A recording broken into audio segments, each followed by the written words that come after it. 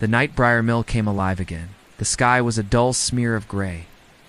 Rain tapped steadily on the corrugated steel roof like a ticking clock, rhythmic and patient. I clocked in at 10:59 p.m., 1 minute early, like always. The security office sat at the far end of the property, tucked between two abandoned production buildings. I was alone. That was the job third shift security at an old textile plant that had been shut down for over a decade. They were renovating it for a new logistics hub, and until then, they needed someone to watch over the place. Easy money, they said. Just walk the property, check the cameras, file a report, and stay awake. Ow. But from the second I stepped inside the office, something felt wrong. It wasn't the dust or the moldy carpet, or even the way the fluorescent lights buzzed louder than they should. It was the smell, like earth, wet soil. But it was stronger than that, metallic, like blood left out in the rain. I turned on the monitors. All 12 camera feeds flickered to life, displaying empty lots, crumbling factory floors, and corridors littered with rusted machinery. I leaned closer. Camera 4, the West Wing, glitched for a moment. Quick flicker of white, a frame or two of movement, then static. I tapped the monitor. Nothing changed. Great, I muttered. I grabbed the clipboard and flashlight and made my way toward the West building. Outside, the rain had picked up. My boots splashed through puddles as I crossed the cracked asphalt lot. The West Wing loomed ahead, its windows black with grime, its frame sagging like something that had given up standing long ago. I pushed the heavy metal door open. It groaned on its hinges like it didn't want to let me in. Inside, the air was thick, still, and somewhere in the dark, something was breathing. I froze. The breathing wasn't mine. It was faint, but steady, wet, almost animal-like. I swung the flashlight around. Dust hung in the beam like a cloud of ash. Old sewing machines stood in rows like skeletons. Cobwebs draped everything. The sound stopped. I stepped forward, heart thudding, scanning the room. Nothing moved. No footsteps. No voices. I reminded myself what the day guard told me last week. "It's just the pipes," he said. "This place groans like an old man. Don't let it get to you." Still, I gripped the flashlight tighter and moved between the rows of machines. Then I heard it again behind the far wall. A rhythmic thud, faint but distinct, like someone banging softly with the side of a fist. Thud, thud. I followed it. Past broken shelves and a collapsed ceiling panel. The banging stopped again before I reached it. I turned left, toward the back stairwell. The door was slightly open. A draft rolled out colder than the air around it. I pushed it fully open. The stairs led down to the basement. I wasn't supposed to go there. It was marked unsafe under construction in red paint. But my gut told me that was where the sound had come from. My radio crackled. Nothing but static. I stepped back, uneasy. Then I closed the stairwell door and scribbled West Wing. Checked. All clear. Cam 4 still glitching on the report clipboard, even though I knew it wasn't true. Back in the office, I checked camera 4 again. It was working now, but something was off. A wet footprint. Right in the middle of the hallway floor. Just one. Facing the camera. I leaned closer to the screen. The footprint was dark and fresh-looking, glistening under the dim light of the corridor. But there was no one in sight. I rewound the feed, 10 seconds back. Nothing. 20 seconds. Still nothing. 30 there. A flicker. A shape too quick to make out, like someone stepping just out of frame. But there were no side doors, no corners to turn. Just vanished. I paused the tape. My fingers hovered over the play button, but I hesitated. No one else had access to the mill. I was the only one on site. No contractors, no squatters, no junkies. That's what they told me. But that footprint wasn't mine. And now it was gone. Live feed showed an empty hallway again. Dry floor. Oh. No trace of the print. The rain hadn't let up, and I hadn't seen or heard anyone come or go. I stood up and checked the lock on the office door. It was shut tight, the windows sealed. Still, I couldn't shake the feeling that something had gotten in with me. The radio crackled again. This time a voice, garbled, too distorted to understand, but it was there. "Hello? Low. Do you copy?" "Hello?" I answered. "This is security. Who is this? Static. I pressed the call button again. Repeat. Who is this? Click. Then silence. I stared at the radio like it might answer me. Nothing. I picked up the phone to call the night supervisor. Dial tone. Dead. I was about to sit back down when a soft chime echoed across the room. The motion sensor alarm. Zone 4. East loading dock. That was on the opposite side of the mill. My heart sank. I was definitely not alone. I grabbed my flashlight, heart pounding harder now. The east loading dock was supposed to be sealed, no external access, no open bays. The alarm wasn't loud. It's just a soft chime and a flashing light on the wall panel. But it might as well have been a siren. As I walked across the property, I noticed the wind had died. The rain had quieted. Everything was still. Too still. Like the whole place was holding its breath. The dock doors loomed a head thick. Rust-covered steel slabs. No lights on, no signs of movement. I reached for the handle on the personnel door and pulled. It opened with surprising ease. Inside, the air was colder. The flashlight flicked for a second.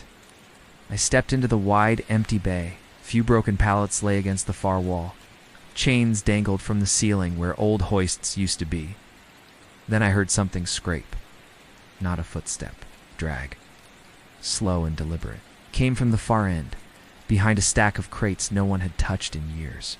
"Hello," I called out. No response. I took a step closer. The scraping sound stopped. Then came a whisper. Not through my radio. Not from behind me. From the far corner of the room. "You're not supposed to see." The words were slow, drawn out, like whoever said them wasn't used to speaking anymore.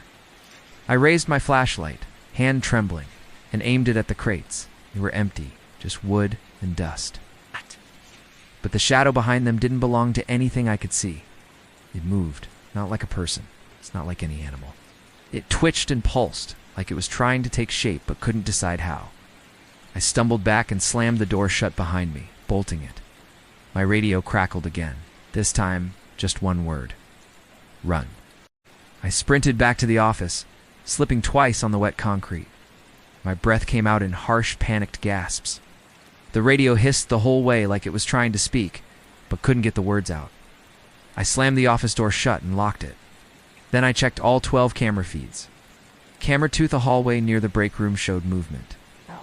At first it looked like a shadow. Then it moved against the light. Not walking, not crawling, something in between. Long limbs, twisted joints, no face. It stopped beneath a flickering light. The bulb pulsed overhead like a strobe.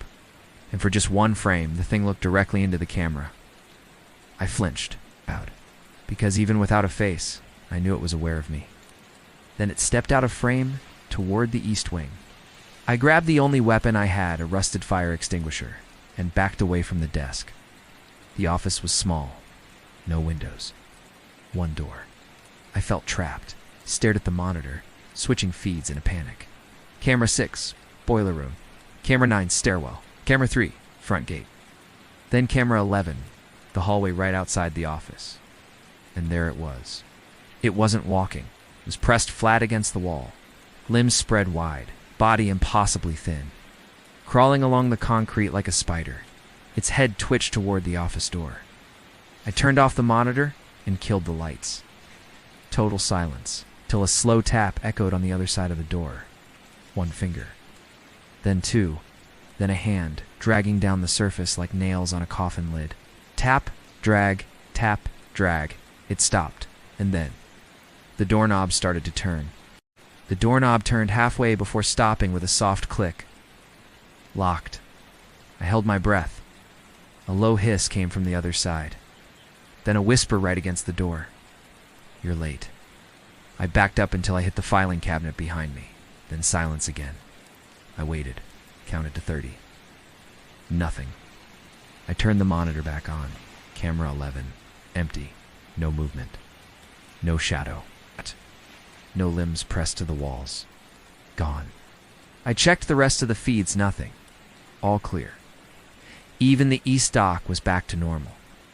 I waited a few minutes more, then forced myself to sit. and I wrote everything down in the incident log. Exactly how it happened. Word for word. Timestamps. Descriptions. But the words looked insane on paper. I knew I had to leave a record, but no one would believe it. So I grabbed the backup drive from the DVR and copied the security footage. All of it. I tucked it in my jacket pocket. When my shift finally ended at 7 a.m., I walked out without looking back. But just as I reached my car, I glanced at the upper windows of the main building. Something was watching me. A pale face, pressed to the glass, mouth wide open, eyes black. Then it vanished, like it never existed. I drove home shaking. The next night, I called off. Then the next. Then I quit. But I still have the footage. And sometimes, late at night when I can't sleep, I watch it again. Because in frame 3772, right after the shadow vanishes from the east hallway, for just 1 second, I can see it smile.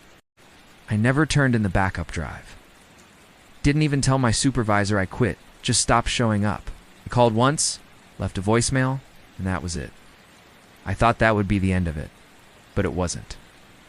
A week later, a letter showed up in my mailbox. No return address, no stamp, just my name, typed neatly on the front. Inside, you were supposed to finish your shift. That was it. No signature, no other details, just that sentence. I moved 3 towns over the next day. Deleted every trace I could of my contact info. I even stopped answering unknown numbers. But I kept the drive. I don't know why. Maybe proof that I wasn't crazy. Maybe some part of me still needs to know what it was. A few nights ago, curiosity got the better of me. I plugged it into my laptop. The files were still there. All 12 feeds. All 8 hours. But something had changed. At exactly 3:03 a.m., every camera feed flickers and then shows me, standing in different parts of the mill, in the west hallway, in the loading dock, in the stairwell, in the boiler room, in the office, sitting where I sat that night, tonally staring directly at the camera, not blinking, not moving, just grinning. Every version of me frozen on screen, smiling into the lens. I ejected the drive and threw it in the trash. I didn't sleep at all that night. And now, every morning when I wake up, I check the inside of my front door. Because sometimes, just sometimes, there's a wet footprint, facing inward.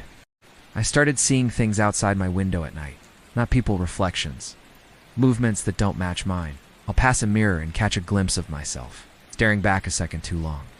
It doesn't blink, doesn't breathe, just watches. Last Thursday, I woke up at 3:03 a.m., the exact time the footage glitched. My phone was off. The charger was unplugged. My bedroom door open. I live alone. I sat up, heart pounding, and turned on the light.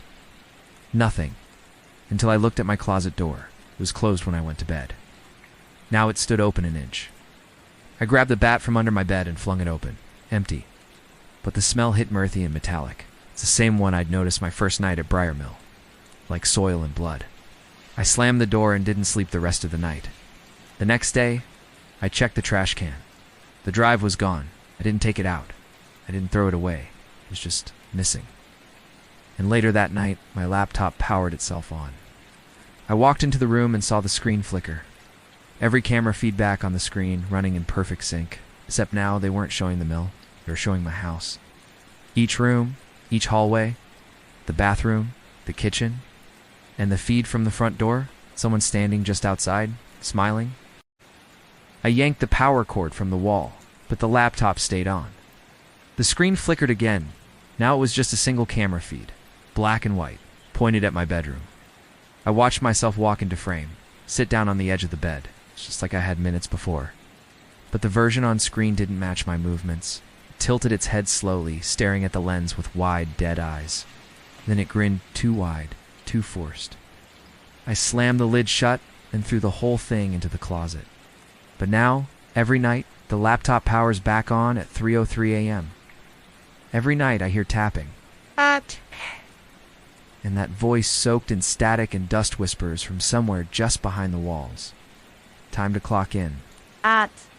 I tried to get help. Cops, tech guys, even a priest. They all said the same thing. Nothing's wrong. No signs of intrusion. No hidden cameras. Just paranoia. But I know what I saw. I know what followed me. And last night, the tapping started earlier. Not on the door. On the inside of the closet. Same closet I threw the laptop into. The voice is clearer now. Doesn't ask anymore. It commands. You were chosen for third shift. It's 2:57 a.m. I'm writing this from my phone. I don't know how much longer I have. The power's been flickering. The walls feel thinner, somehow like the house is stretching at the seams. I tried to leave earlier. Bags packed, car running. But when I opened the front door, I wasn't looking at my street. I was looking at the mill. From the inside. That long hallway with the flickering lights. And at the end of it, myself, smiling,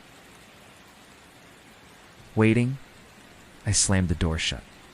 When I turned around, my living room was normal again, but the smell had returned, thick and sour and wet. Like something old, something buried, had clawed its way back up through the floorboards. The walls are breathing now. I can hear them expand and contract like lungs, slow and patient, like it's savoring this. My laptop started up on its own again. No power, no internet. But the camera feeds are back, so only one of them works now. Me, sitting here, typing, and behind me. There's something moving in the dark. It's crawling closer, slow and steady, like it doesn't have to rush, like it knows time is meaningless here, because I never really left. I thought I walked out that morning, thought I drove away, but I didn't. I've been on the clock this whole time. The mill isn't a place. It's a loop, a shift that never ends. A job you don't remember applying for, and now it's your turn, because if you've read this far, you've already been seen. If you made it to the end, subscribe for more.